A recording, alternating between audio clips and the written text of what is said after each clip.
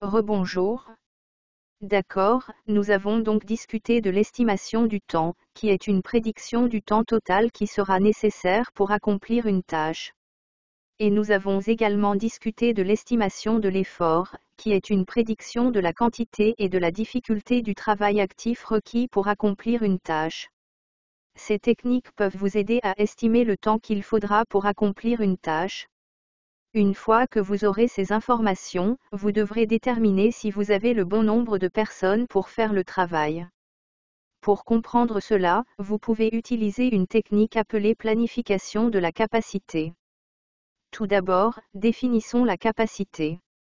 La capacité fait référence à la quantité de travail que les personnes ou les ressources affectées au projet peuvent raisonnablement accomplir dans une période de temps définie. Une personne ne peut pas tout faire, et il est important de garder à l'esprit la capacité de chaque personne lors de l'attribution du travail. C'est là qu'intervient la planification des capacités.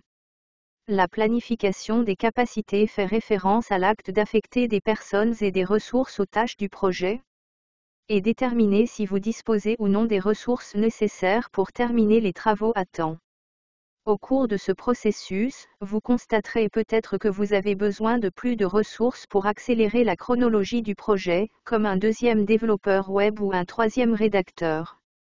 Imaginons la planification des capacités dans le contexte de notre projet Plan-Pels chez Office Green. Si vous savez que vous devrez livrer des plantes à 100 clients sur une période de 5 jours. Ensuite, vous devrez déterminer si vous avez embauché suffisamment de chauffeurs-livreurs pour respecter ce délai. Si un chauffeur effectue en moyenne 4 livraisons au cours d'une journée de travail de 8 heures, vous savez alors que vous devrez embaucher au moins 5 chauffeurs pour terminer le travail à temps.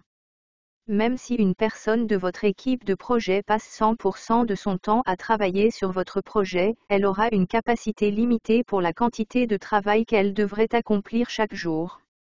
Entre les réunions, les tâches urgentes imprévues et d'autres éléments d'une journée de travail typique, chaque personne ne peut pas accomplir beaucoup de choses.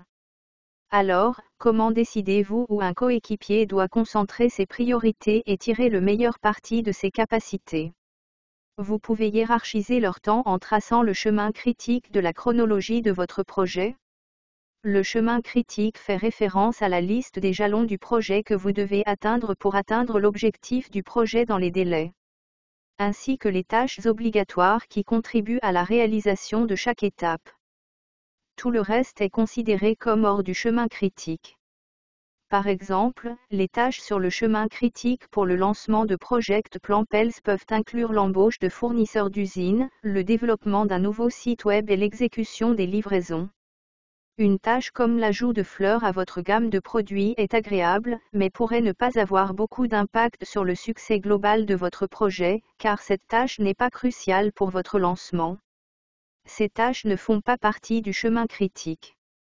Pour résumer, votre chemin critique comprend le nombre minimum de tâches et de jalons dont vous avez besoin pour atteindre l'objectif de votre projet. Si votre équipe n'est pas en mesure de terminer l'une de ces tâches à temps, cela peut entraîner un retard du projet. Pour déterminer le chemin critique d'un projet, vous commencerez par énumérer toutes les tâches nécessaires à la réalisation du projet et les jalons auxquels elles s'ajoutent. C'est le moment idéal pour repenser à votre structure de répartition du travail, ou WBS, qui est un graphique qui trie tous les jalons et les tâches d'un projet dans une hiérarchie en fonction de l'ordre dans lequel ils doivent être terminés. Cela comprend un aperçu détaillé de chaque tâche du projet. Ensuite, vous déterminez quelles tâches de la liste ne peuvent absolument pas commencer tant qu'une autre tâche n'est pas terminée. C'est ce qu'on appelle une dépendance, et nous aborderons ce sujet plus en détail plus tard. Ensuite, vous travaillerez avec votre équipe pour faire des estimations de temps pour chaque tâche et mapper chaque tâche du début à la fin. Le chemin le plus long est votre chemin critique. Quelques facteurs peuvent avoir un impact sur la capacité et la planification de la capacité. Vous devez d'abord être capable d'identifier quelle tâche peut se dérouler en parallèle, ce qui signifie qu'elles peuvent se dérouler en même temps que d'autres tâches. Vous devrez également identifier quelle tâche peut se produire de manière séquentielle, ce qui signifie qu'elles doivent se produire dans un ordre spécifique. Lorsque vous identifiez quelle tâche peut se dérouler en parallèle, cela vous aide à gagner en efficacité dans le calendrier de votre projet, en démontrant où vous pouvez effectuer plusieurs tâches en même temps. L'identification des tâches séquentielles vous aide à identifier les tâches que vous devez hiérarchiser dès le début du projet. Par exemple, une tâche séquentielle pour votre projet Plan Pels peut nécessiter l'approbation du budget avant d'embaucher un fournisseur.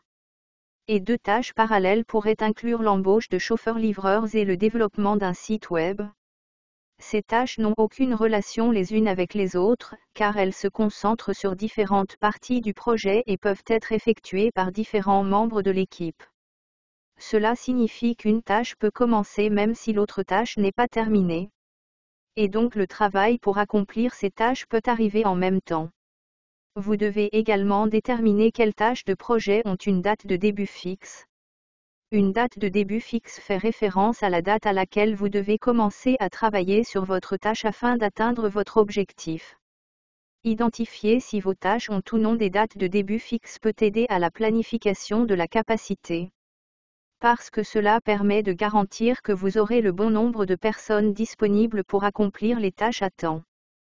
Par exemple, imaginons que votre contrat stipule que vous devrez livrer 100 plantes à une date précise. Cela signifie que la tâche de ramasser ces plantes a un jour de début fixe d'un jour avant la livraison. Alternativement, certaines tâches peuvent avoir une date de début au plus tôt. Une date de début au plus tôt fait référence à la date au plus tôt à laquelle vous pouvez commencer à travailler sur une tâche.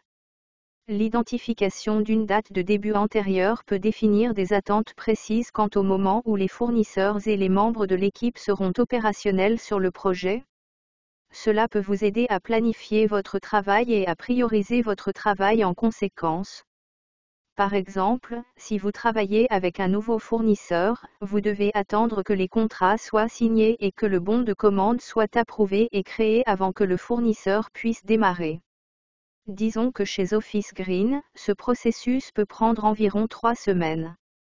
Sur la base de ces informations, vous pouvez déterminer que la date de début au plus tôt pour votre fournisseur sera de 3 semaines à compter de la réunion de lancement avec votre fournisseur.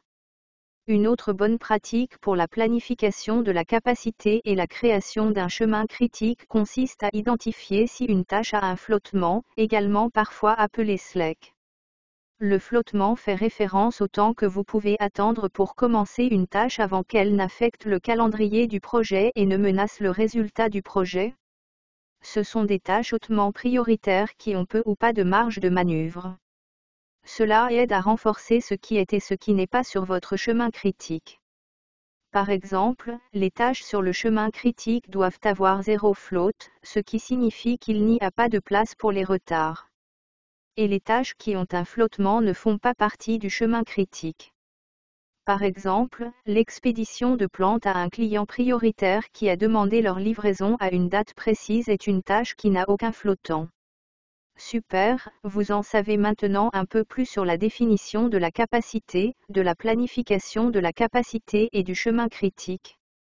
Nous avons également discuté des techniques utilisées pour identifier le chemin critique dans un projet et des divers facteurs qui peuvent avoir un impact sur la capacité et la planification de la capacité. Dans la vidéo suivante, nous continuerons à apprendre à créer des estimations viables dans un plan de projet. Vous découvrirez également comment vos soft skills peuvent contribuer à l'efficacité de votre équipe. On se retrouve là.